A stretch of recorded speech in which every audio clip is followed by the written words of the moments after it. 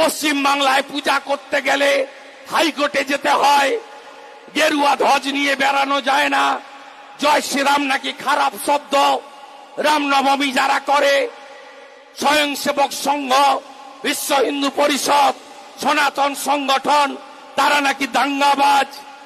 এই কথা পশ্চিম বাংলায় কোন ধর্মীয় সংগঠন নয়, সরকার বলে, সরকারের প্রধান বলে, রেড রোড থেকে বলে। তাই আমি ওখানে 65% হিন্দুকে এক করেছিলাম। 1956 ভোটে মমতা ব্যানার্জিকে হারিয়েছি। এবারে লোকসভা ভোটে নন্দীগ্রামে 72% হিন্দু এক হয়েছে। অভিজিৎ গাঙ্গুলি শুধু নন্দীগ্রাম থেকে 8200 ভোট লিড পেয়েছে, 4 গুণ ভোট বাড়িয়ে। কবে আপনারা এক হবেন? আপনারা তো এক হবেন, আমি বিধানসভায় বলেছি। ওয়াকফ বোর্ড থাকলে সনাতন বোর্ড নয় কেন? সনাতন বোর্ড করতে হবে। ওরা বলছিল ওদের 2 MLA কেরালায় আছে, ইউপিতে আছে। আমি বলি ভারতে করতে হবে সনাতন বোর্ড। কেন লাভ জিয়াদের বিরুদ্ধে আইন হবে না?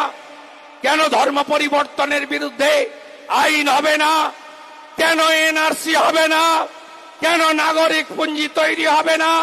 কেন যোগীজি যা করছে, হেমন্তজি যা করেছে, গোমাতার সম্মান রক্ষা করেছে হেমন্ত বিশ্ব শর্মা, আমার বাংলায় কেন হবে না?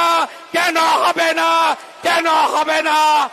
তাই ল মেকারদেরকে পাঠাতে হবে, হিন্দুদের ঐক্যবদ্ধ হতে হবে। এ লড়াই চলছে, এ লড়াই চলবে। বেলা অনেক হয়ে গেছে, 1 গ্লাস জল দিতে পারিনি। 48 ঘন্টা নোটিশ, তাতে কলকাতার পার্শ্ববর্তী এলাকা থেকে এত মানুষ আপনারা এসে গেছেন। আমি প্রণাম জানাই আপনাদের, যারা সাহায্য সহযোগিতা করেছেন, চিরঋণী। মঠ থেকে, মন্দির থেকে সবাই এসেছেন। সনাতন সমাজ, সন্ত সমাজ, সনাতন সংস্কৃতি পরিষদ, নানা ধরনের প্রতিষ্ঠান থেকে রাজনৈতিক ব্যক্তিত্ব, নির্বাচিত প্রতিনিধি, আপনারা পেট্রোপোলে গিয়েছিলেন, আজকেও এসেছেন। আমি ব্যক্তিগতভাবে প্রণাম এবং কৃতজ্ঞতা জানাই।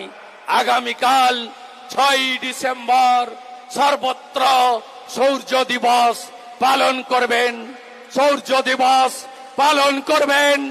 আগামীকাল বিকেলে কলকাতায় বর্ণাঢ্য মিছিল বেরোবে, আমি থাকবো।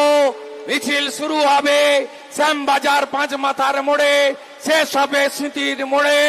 শৌর্য দিবস পালন করবেন, 500 বছরের স্বপ্ন পূরণ। জয় জয় শ্রীরাম, জয় জয় শ্রীরাম, জয় জয় শ্রীরাম। আমাদের ভিডিও ভালো লাগলে লাইক এবং শেয়ার করুন। কমেন্ট সেকশনে গিয়ে জানান আপনাদের মতামত। আরও ভিডিও পেতে আমাদের চ্যানেল সাবস্ক্রাইব করুন এবং প্রতি মুহূর্তে খবরের আপডেট পেতে প্রেস করুন বেল আইকন।